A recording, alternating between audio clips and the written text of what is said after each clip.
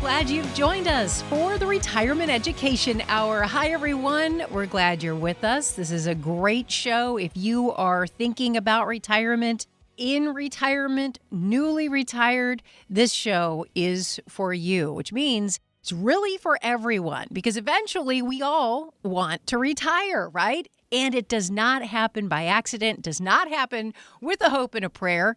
It happens with education and proper planning, and that's what we focus on here on the Retirement Education Hour. And I'm happy to be back in the studio today with two financial instructors, Kirk Cassidy and Michael Masserant. And throughout this program, we're going to be telling you about the Retirement Education Foundation and their mission to help people in our community get educated on how to do that proper retirement planning that I mentioned.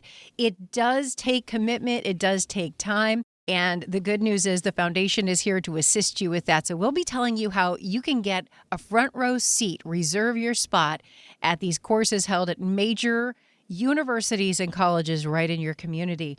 We're going to dive into our topic today, and I want to remind you this show is available wherever you find your favorite podcast. You're welcome to download it, share it, and don't forget to subscribe. Kirk, Michael, it's great to be back with you. We're not talking baseball today. We're talking retirement, but we're talking about unforced errors in retirement. What does this mean? So today we're going to attempt to use this analogy of a forced versus an unforced error as it applies to approaching retirement and retirement. And there's many aspects to this. An unforced error would be the stock market crashing. We cannot control if the market's going up or going down, but we can control where we withdraw our income from in retirement, whether the market is up or down. Or, for example, we can set ourselves up to succeed knowing that the market is going to go up and go down without our control. There are going to be things throughout our retirement that we cannot control. These are unforced errors, and we're going to teach you how to avoid them by not causing forced errors. Does that make sense, Michael? I think it does. And so for a lot of people, they sort of struggle with things that are forced errors versus unforced errors because a lot of people don't like to take blame for things. They say, well, this isn't my fault. No one could have seen this coming. And there are a lot of things that people can't see coming. Isn't that locus of control, Michael? Internal versus external locus of control. I love it. It's a fun topic for a different day. So they're correct in some of those aspects. We cannot control when the stock market crashes. We can't control having a health event. We can't control maybe getting let go from a job during a recession, but we can control being prepared for these things. And that's where people sort of try to shift the blame and say, well, this wasn't my fault. No one could see this coming. That might be true, but we can plan for those things even though we don't know when they're going to happen. Michael, this is a little more challenging because people have to be willing to be insightful enough to recognize that there are things that we can do today to prevent a forced error, right? So, sometimes I use this analogy with my children, and they hate me when I do this. What is the symptom? What is the disease? It's the same concept, right? It's like this happened, and this happened. Those are the symptoms. What was the disease? What did you do to put yourself into that position to allow those things to happen? Most of the errors that you can make approaching and through retirement, you can prepare for, including like elder abuse, financial abuse. There are things we can do. We can't control if someone's going to perpetrate a fraud against you, but there are ways to put yourself in a position to avoid that from happening to begin with. It is very easy to use excuses that we're a victim or it's someone else's fault. The reality is, if you are properly planning and preparing and educating yourself, many of these errors can be avoided. And that's what it comes down to. That's what our show is about. That is what the charity is about. And that's what our classes are about. We teach 8-hour classes. Any of you that have been listening to us for a while now knows that we teach these 8-hour classes in major universities and colleges in your area. To attend one of these 8-hour courses to help you avoid these errors, all you have to do is make a $29 donation to charity. If you'd like to register, go to retirementplanningedu.org. That's retirementplanningedu.org. I think a really good example, back to the forced versus unforced errors, is a job loss. Because, for example, if we have a recession and someone loses a job, it's a very difficult thing to go through. And that might have been totally unforeseen, either the recession occurring or that person's job going away. But it's a really good example of someone who now is faced with an issue of, I have this job loss I need to deal with. Am I going to be retired now? Am I going back to work? They have no plans for the future. Can they be retired? Can they continue living their lifestyle? They have no idea. And now they're stuck here thinking, well, I'm angry at my former employer. I'm angry at the president who I'm blaming this recession on. And they're not pointing the fingers at themselves for the lack of planning. Michael, that's a great example. Look, we know that only about 40% of us get to choose when we retire. But when something unexpected happens, the natural position, it wasn't my fault. But in reality, the act, that was a unforced error, right? But not being prepared, knowing that I'm 60 years old now. I'm approaching retirement now. Within the next 5 to 10 years, anything could happen to me now. What is my plans if this happens? Is your error. That's the forced error. The unforced error was losing your job. We can't control that, Michael. We can't control things we can't control, but we can be prepared for knowing that things like that are likely to happen if you just are educated and know only 40% of us get to choose when we retire. And it stems from a lot of things, overconfidence, hindsight bias, all these biases we've talked about in the past, where people really either they're overconfident in their abilities to control their own future, or they're overconfident in their abilities to dictate when they get to retire, not based on health, not based on their employer's health of the economy, but based on when they want to go and they think they can stock pick market time their way through a recession. All these things we see people make mistakes on can be avoided. Michael, it's particularly with the demographic of people who are listening to our shows and coming to our classes. That person with $500,000 to $10 million, they tend to get a little overconfident, and they're invaluable to their jobs, to their employers. They're in control. People really believe they're in control of everything, and they're not. What they are in control of is being prepared for the things that are out of their control. You can be prepared to minimize the pain. And it starts with education, 8 hours of education. It starts with planning. Go check out what a sample plan looks at go to the charity's website or register for a class at retirementplanningedu.org. That's retirementplanningedu.org, or call 800-240-8981. And we'll be back with Kirk and Michael right after this. Thanks for listening to the Retirement Education Hour. Be sure to follow or subscribe when listening on Spotify, Apple Podcasts, or wherever you listen to your podcasts. And now, back to the show. It's always a pleasure to be in the studio with financial instructors Kirk Cassidy and Michael Masserant. They are both with the Retirement Education Foundation. We're talking about unforced versus forced errors in retirement. And I want to talk about market volatility. How would you categorize that in terms of an error, Kirk? Well, I would say market corrections are a forced error. In other words, we cannot control if there's going to be market correction. In fact, not if, it's when. We're going to have major market events.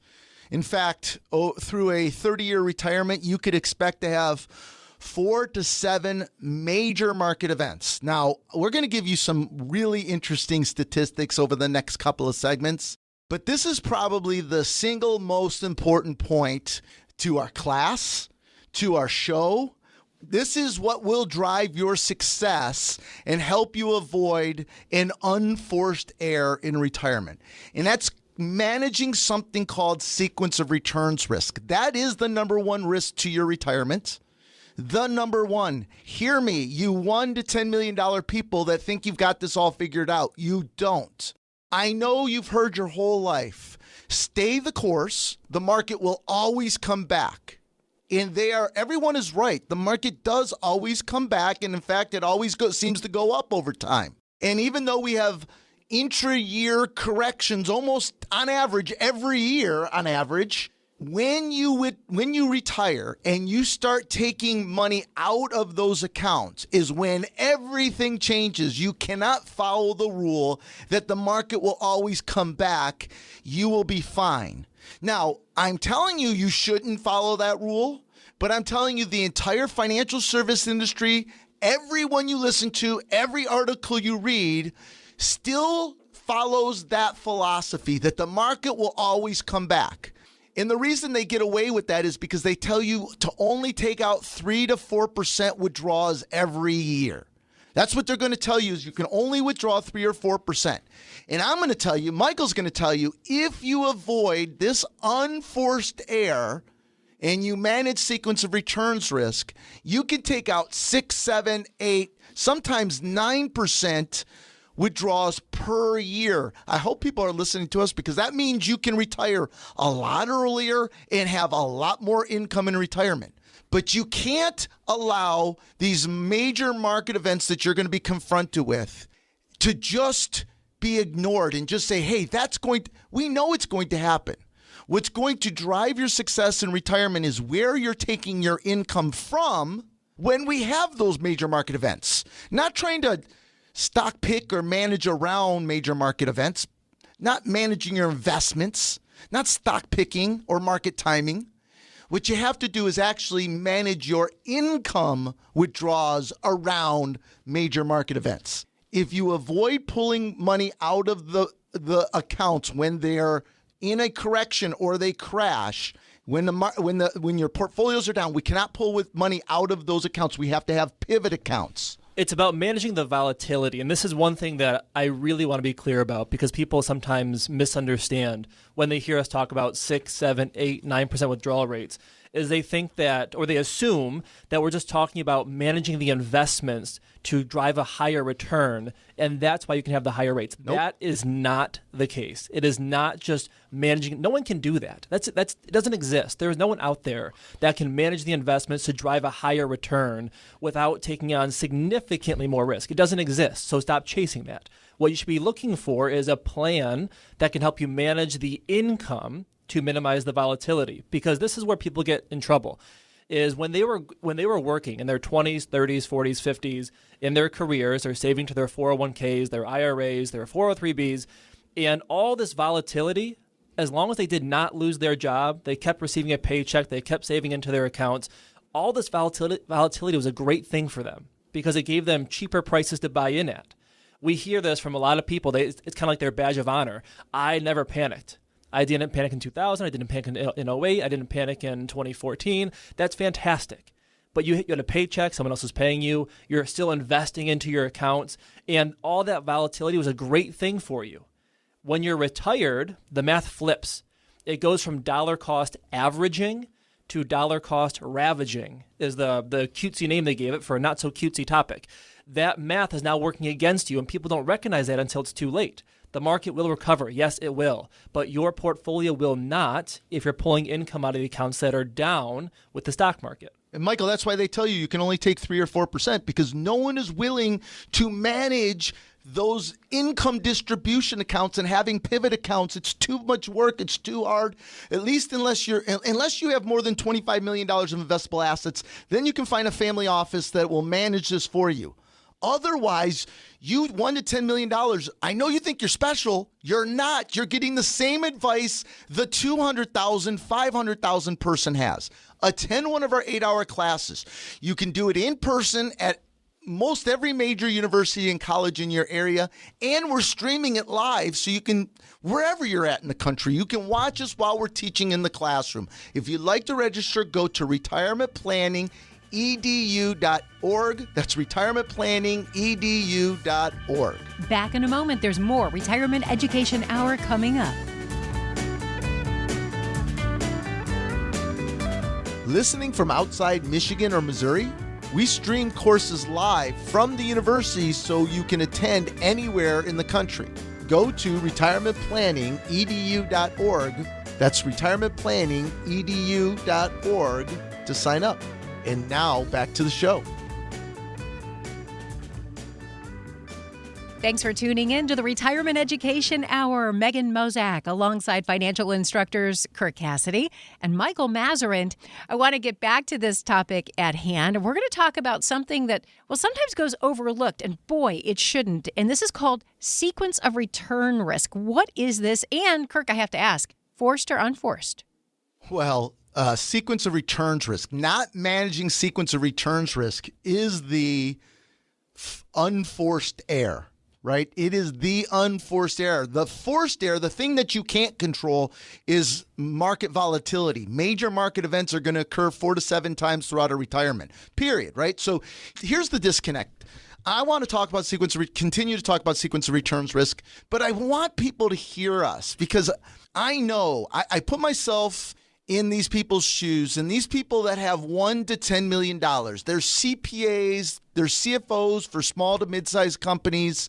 There are a lot of engineers, a lot of executives who are very, very successful. They've accumulated some wealth. They've done a great job investing and saving. And they think when we talk on these radio shows about attending this class that they don't need to do that. I know you're still not going to listen to us, but anyone that listens to our show on a regular basis, I make this pledge, and the pledge is I guarantee every listener out there, I make this guarantee, Kirk Cassidy makes this guarantee that if you attend an 8-hour course and it doesn't change your retirement significantly, I'm going to make a $2,000 donation to whatever charity you want. I make that pledge. It's out in the public airways. I've made this pledge a number of times. We've had to make one time in over 10 years of teaching this course, I've had to make that donation. And we have taught over 10,000 people now. You need to attend this course because this is the difference between retiring early, spending a lot more money in retirement, and paying a lot less taxes. You are not special with all of the advisors you're meeting with, but you're getting the same planning, the same outcomes as that $500,000 household family. And you need something different. You have resources, and those resources should provide you withdrawal rates of 6, 7, 8, 9% a year. You should be able to save, in many cases, hundreds of thousands of dollars in taxes. And the best way to drive performance and to be able to take greater withdrawal rates is managing sequence of returns risk. You have to have different types of accounts to pull your income from when the markets are down. Michael, I want you to talk about this. I take it away, but I want to say one thing. Since 1980, Michael, on average, every year on average, we've seen drawdowns, intra-year drawdowns, losses of over 14% on average. That is why people only can take out 3 or 4%. Unless you can manage around that by taking income from other sources when it happens, you can't take the 6, 7, 8, 9% withdrawal rates. And that's what really confuses people, because I'm looking at the same chart you are here, Kirk. And over the past 44 years or so, there were 25% of years where the market finished negative for the year. And so people see that and they go, well, that means that 75% of the time the market finishes up. Yes. And so 75% of the time, this sequence of returns thing must not be an issue. And that is not the case. Because even if the market finishes up for the year, between January and December, on average, there's about over a 14% drawdown at some point in the year. It could be early in the year, late in the year, and the market still finishes up for the year. But if you're taking your income out every single month in retirement, which most people do, and the market's down 14% at some point, they're pulling money out at the wrong times, probably from the wrong accounts. Compounding the loss. Because when the market recovers that year to finish up, it's recovering with less dollars in the account because you pulled money out. And so that is, people say, okay, great, so what do I do now? And it's a very complicated question, but to your point, that's why the class is 8 hours, Michael. It is a complicated question. One of the first steps is having different kinds of accounts that are not tied to stock market risk. You can't just have a full 60-40 portfolio. Bonds aren't doing the job they used to do in the past of offsetting stock risk. You've got to have different kinds of accounts that are not correlated, so that when the stock market is down, you can pull dollars out of those safer accounts. We've got online on our website, we have a full page dedicated to sequence of returns risk calculators. And there's a webinar. If you just search the word sequence, you'll find a webinar that Kirk and I spent about 35 minutes giving examples and illustrating examples online to show people the effects of this, because sometimes seeing it online versus hearing it is much better. Yeah, we talk about this. I think it's every third show we're talking about sequence of returns risk. And Michael, it's the number one risk to people's retirement. It is the only reason that conventional wisdom says you take out 3 or 4% withdrawal rates. If you can manage around that, so Michael, the trick is within a tax registration having multiple different accounts, portfolios, from which you can pull money from. Sometimes it's bonds, sometimes it's stocks, sometimes it might be insurance. It could be a number of different pivot accounts to manage during that volatility. So this is why the class is 8 hours. This is why you need to register for one of our upcoming classes in person in one of the major universities or colleges in your area, or streamed live from the university. If you'd like to register, go to retirementplanningedu.org. That's retirementplanningedu.org. Back in a moment, more with Kirk and Michael right after this. Classes are forming now. Go to retirementplanningedu.org to register. Again, that's retirementplanningedu.org. Use the promo code PODCAST to receive 50% off your tuition. And now, back to the show. This is the Retirement Education Hour. Hi, everyone. Megan Mozak here in the studio with financial instructors Kirk Cassidy and Michael Masserant. We're talking today about unforced versus forced errors in retirement. Here's one that is sneaky, and that is underspending, not overspending. Kirk, tell us more about this. So, Megan, this is probably... So I would say after a decade now, over a decade of teaching and teaching over 10,000 people. And most of the people attending our class have somewhere between $700,000 and $10 million. That would be the average, the typical person attending our course. The number one mistake we're seeing is people way underspending what they otherwise could and should be spending. Now, the number one reason why they underspend what they should and could is because of fear and anxiety. Honestly, it's conditioning, right? The financial service industry has convinced you all that you should be afraid of outliving your money, so you spend less. Remember, the less you spend, the more the financial service industry makes. The less you spend, the more your advisor is going to make because they get to manage more of your money.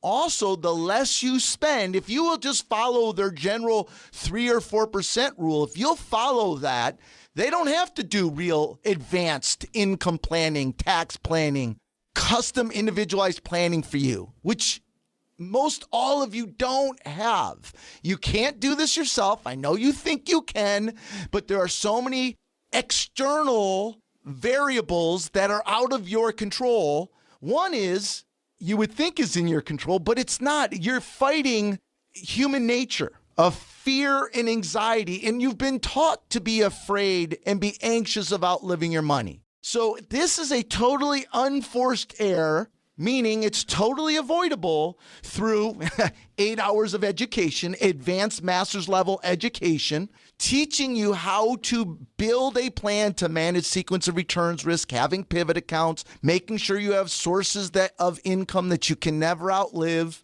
teaching you how to take out 6, 7, 8% withdrawal rates. You all think what's going to drive your success in retirement is what you invest in. It's not. What's going to drive your success in retirement is where you take your income from during different market conditions. That's what's going to drive it. And that gets much more difficult to manage as you get older. You get more anxious and someone else isn't sending you a paycheck every 2 weeks. I wish we had Paul here for this segment because Paul, the psychologist, this particular segment is so emotional and so psychological, and people don't recognize that. And especially, not to point fingers at any one group of people, Point 'em. but engineers who are so logical, data-based, numbers-driven in their careers. That's how they make most of their decisions. They think they can apply that same logic and data to their own retirement planning. And it's not their fault. It's human nature. This is, when it comes to money, it is emotional and psychological. I don't care what your spreadsheet tells you on your Excel sheet at home. I don't care what rules of thumb you've been following your whole life. If something happens, if there's a major stock market crash, if the person you don't like wins the election, if there is unrest in some foreign conflict, it impacts your decision making. And people think, well, I'm going to push off this vacation. I'm not going to buy this car. I'm not going to retire yet and they're going to justify it. People are really, really good at rationalizing their decisions to make themselves feel like they're making the right decision. I'm going to spend less because I'm not sure how long I'm going to live for. I'm not sure how much long-term care I'm going to need. So I'm going to save a bunch of money for the end of my life in case I need these dollars. There are better ways to tackle this. If you don't tackle it properly, then yes, you have to live on 3 to 4% because there's no sequence of returns or protections. There's no income built in for long-term care or longevity. And now you have to have this really inefficient lump sum of cash at the end of your life. Michael, that's not the right way to tackle this. I'll prove to all the listeners out there, I'll prove to you guys are going to way underspend your money. The data tells us that when you die, you, listener, when you die, you will still have 80% of the money, the wealth you had when you retired. You'll be too afraid to spend it down. Michael said it. You will allow every short-term major event that's going on, short-term event, whether it's elections, markets, war, relationship challenges, loved ones being lost, passing, sickness. You're going to allow all these external events dictate these short-term events, dictate your spending patterns. And it's funny, Michael, it's funny because I was listening to you, how people rationalize not spending when they get older.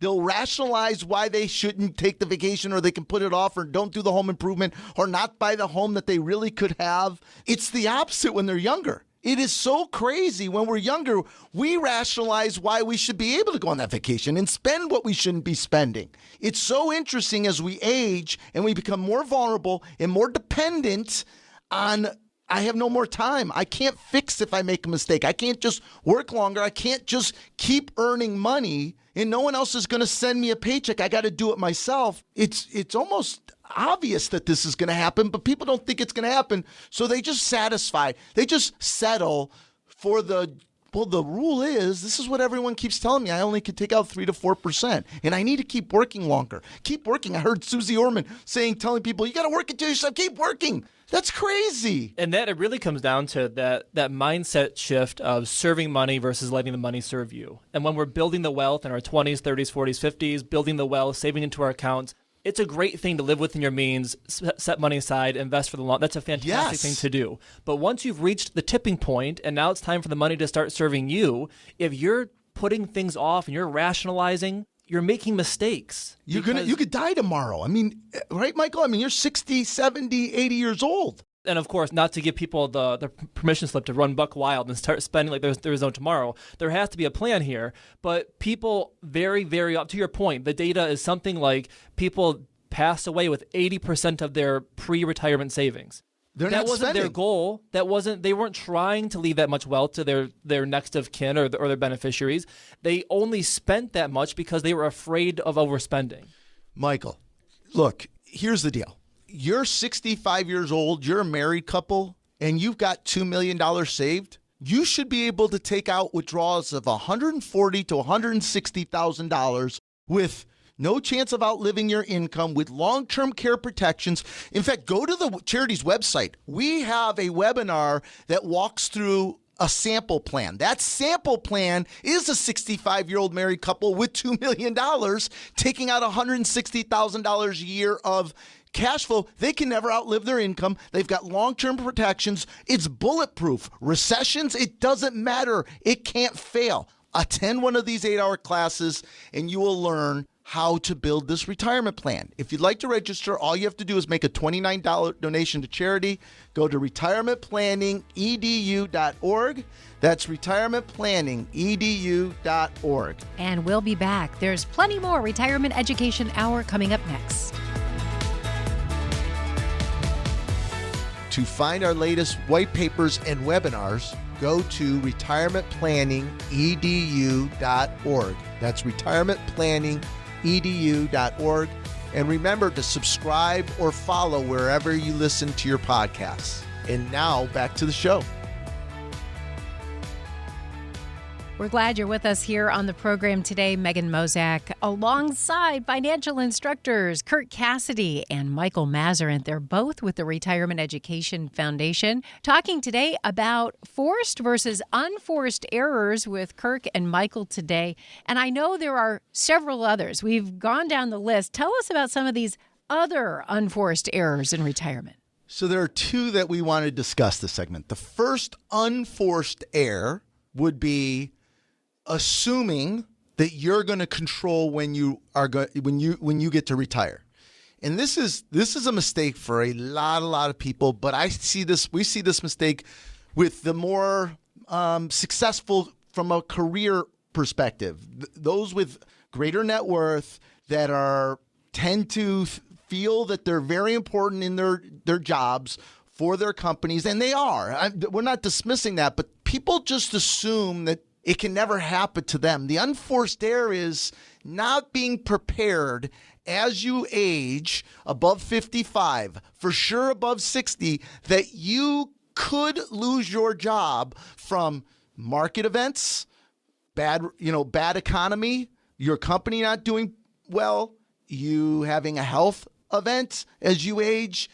Only 40% of us get to choose when we're going to retire. And everyone doesn't think it's going to be, they think they're going to choose, Michael. And this is a big mistake because people don't really plan for retirement until they're ready, as opposed to planning for retirement 5 to 10 years from when they're ready, because it could happen any point. That's one thing, and again, this gets back to the overconfidence bias. And we saw this, we had a lot of people in our classes back in 2021, 2022, COVID, who were telling us, despite there being a couple rounds of layoffs in our area in the automotive industry, which we're very close with, that they would tell us, well, in my group, there are going to be layoffs, but I won't get touched. I'm way too important. I have too many patents. The things I'm working on are they cannot function without me. And lo and behold, 1 month, 3 months, 6 months later, we get an email from that person, hey, so I actually got laid off. And they're mad at the company, and the company is making a mistake, and I'm irreplaceable. Whether that's the case or not, they're going to replace you with someone who costs half as much as you, and maybe that person can't do as good of a job as you could, but the company doesn't care. They're trying to cut costs, they're trying to right-size the company, and regardless of whether that was the right choice or not for the company, you now don't have a job, and you weren't prepared for that because you were overconfident going into this. And so 100%. Now you're faced with what now? Am I going to find a different job with a different company? Am I going to stay retired?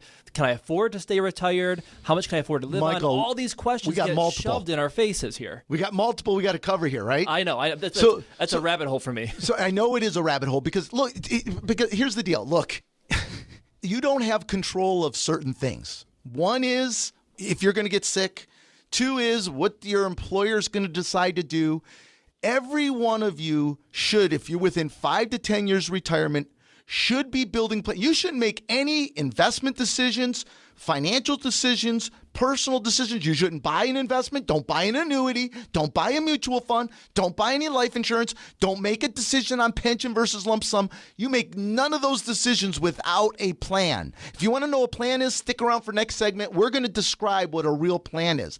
But the plan dictates what you're going to do, which brings us to the next one, Michael, which is, again, this segment, overconfident people who have been very successful in their professional careers, assuming that they're going to be able to manage their own finances as they age, and or they're in control and their spouse has nothing to do with it. As you age, cognitively, things are going to change.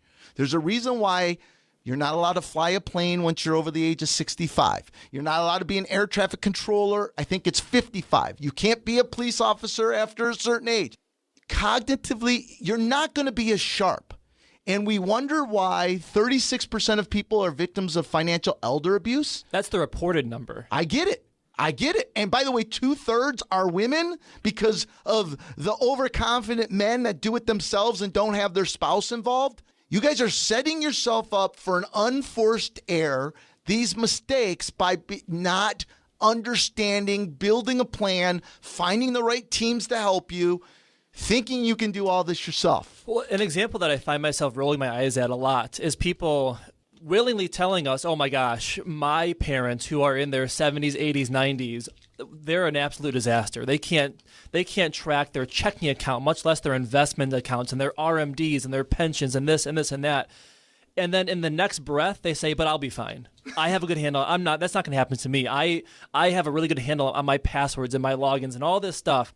And just the arrogance to think that you're not going to age. And this will not be hard for you when you are 75, 85, 90. You're not special. You're going to be just like your parents or your friend's parents. You've seen what can happen. And people don't take precautions into account when their spouses are totally clueless on where the money is. Or they say, well, I've lined up all this in a spreadsheet for my spouse. Yeah, that's useless. Your spouse doesn't know how to read that spreadsheet. Your spouse doesn't care to read that spreadsheet. And when you die at 80, what is that spouse going to do with that spreadsheet? That thing is useless. You're setting that spouse up for failure. Or we hear, well, the kids will help us. Okay. Look, so here's the deal. There's certain people that we're never going to convince. I just go to a class. It'll change your retirement. Even if you're so stubborn and you think you got this figured out, I'm telling you don't, but that's okay. Don't listen to the people that have taught over 10,000 people or the people that are responsible for over $2 billion and take care of over 1,000 people between the ages of 50 and 102 years old. That's all we do in our private practice. That's it. We're a family office. That's it. Don't listen to us that have done it thousands of times. So please, just go to an 8-hour class, and all you have to do is make a $29 donation to charity. If you'd like to register for an 8-hour class that is taught over 2 evenings or 1 full Saturday, you can go in person or stream it. Go to retirementplanningedu.org. That's retirementplanningedu.org. Back in a moment with Kirk and Michael. Thanks for listening to the Retirement Education Hour. Be sure to follow or subscribe when listening on Spotify, Apple Podcasts, or wherever you listen to your podcasts. And now, back to the show.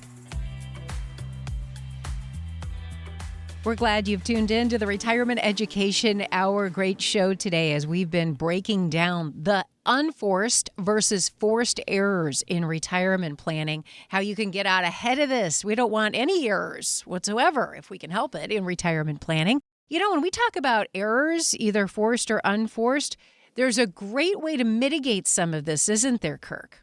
Well, I can tell you that we can help through education. This course, I mean, it's 8 hours. It's a master's level course. I mean, it is advanced and it moves fast. There's a lot of content. In fact, it is very common for people to attend the course more than once.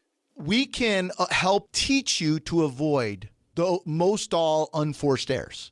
And by doing proper planning, the forced errors, the things that are out of our control, you will be able to navigate and manage around if you have proper planning. So let me define and describe what a proper plan is. And for anyone that really wants to see what a real retirement plan looks like, just go to the charity's website. The charity has produced a 40-minute webinar that walks you through what a comprehensive retirement plan looks like. That plan took 50 to 80 hours to construct. That specific plan. And what we're doing in an 8-hour class is teaching you how to break down and understand all the different levers to drive a successful retirement and all the mistakes to avoid, all the conventional wisdom that is giving you bad advice. So here's a retirement plan. Ready? A retirement plan is going to map out for 25, 30 years from every different account that you have and or should have to take income from. It's going to map out year by year where you're going to take your income from, the dollar amount. It's going to have pivot accounts so that when we have those major market events, those 4 to 7 major market events, or those intra-year drawdowns, where do I pivot to pull my income from? Don't change my lifestyle. Don't reduce my spending. Don't change my income amounts. Just change where I'm withdrawing it from so that I can take my 6, 7, 8% withdrawal rates. So I can have more and retire earlier. It's also going to project out, running hundreds of iterations, the most efficient places to take your income from and when to minimize taxes.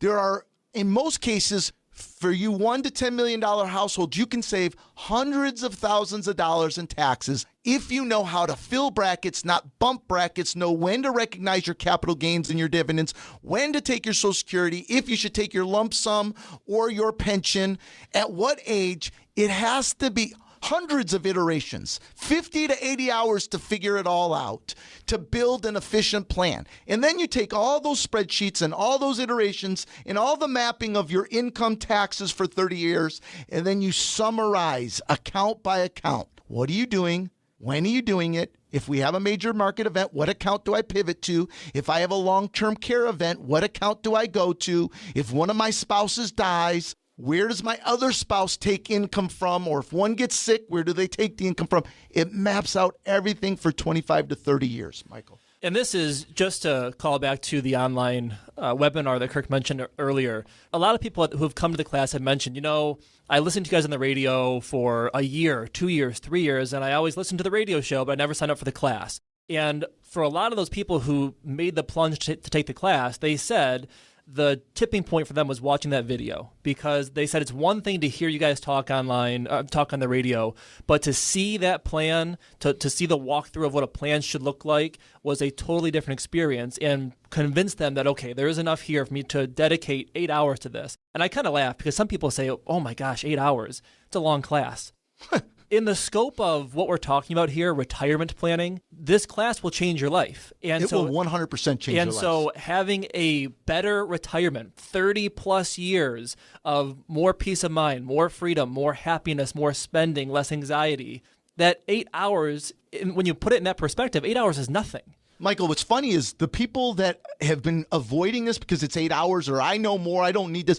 When they come to the class, they ask, well, why didn't you make it a 3-day course? It should have been 12 or 14. Sincerely, that is the common response. And we said we had a hard enough time convincing you $1 to $10 million families who have been very successful, convincing you that you needed additional education, or thinking it was just a sales pitch. And you go to that class and you, oh my gosh, I cannot believe the amount of information that you covered and how it's going to change everything I thought it's going to change my retirement. And so instead of taking that 8-hour course, they end up working for 5 extra years.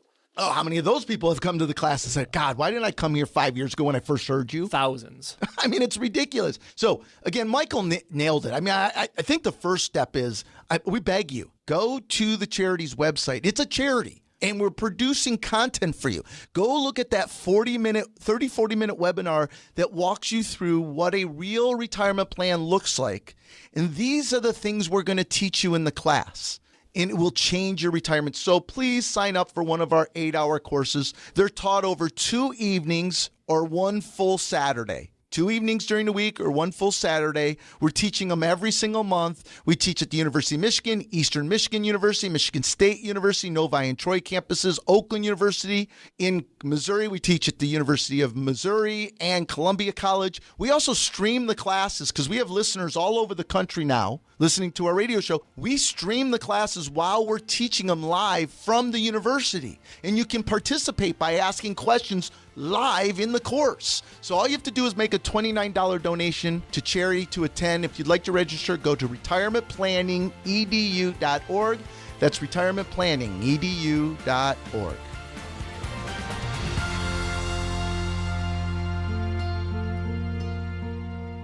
Retirement Education Foundation is a fiscally sponsored program of United Charitable, a registered 501c3 public charity. Investing involves risk, including the potential loss of principal. Any insurance discussed in this show is backed by the financial strength and claims-paying abilities of the issuing carrier. This radio show is intended for informational purposes only. It is not intended to be used as the sole basis for financial decisions, nor should it be construed as advice designed to meet the particular needs of an individual's situation. Retirement Education Foundation is not permitted to offer, and no statement made during this show shall constitute tax or legal advice. Our firm is not affiliated with or endorsed by the U.S. government or any governmental agency. The information and opinions contained herein provided by third parties have been obtained from sources believed to be reliable, but accuracy and completeness cannot be guaranteed by Retirement Education Foundation. This radio show is paid for by the Retirement Education Foundation.